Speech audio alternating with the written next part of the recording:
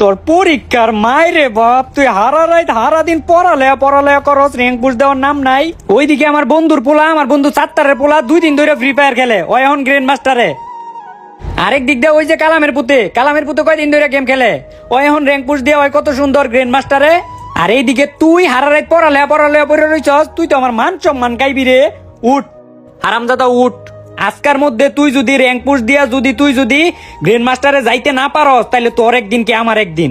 আর হনো, যদি আজকের মধ্যে গ্র্যান্ড মাস্টারে না যাইতে পারে, তাইলে ওর খাওয়া দাওয়া সবকিছু বন্ধ। একটা কিছু কইছস? না কিছু কই নাই, উঠতাছি। A few moments later.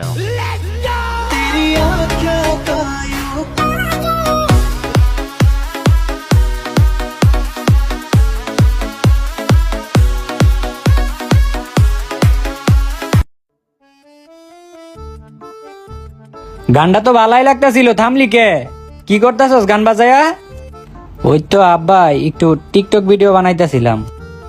TikTok video বানাইতাছস? এটা না হইলে আমার পোলা। এই তো তুই আমার পোলার মতো পোলা পরিচয় দিছস। টিকটক ভিডিও বানাই তুইব, আমাকে সময়ে বহুত চলছে টিকটক। এরকম অনেক টুকাই গাঞ্জাখোর নেশাখোর টিকটক ভিডিও বানাইয়া বড় বড় সেলিব্রিটি হয়ে গেছে। তার লাগে আগে টিকটক ভিডিও বানাই তুইব। এই টিকটক ভিডিওটা বানাই আমি র্যাঙ্ক পুশ দিতে ঢুকমু। র্যাঙ্ক পুশ দেওয়া লাগবো না, র্যাঙ্ক পুশ তো পরের কথা।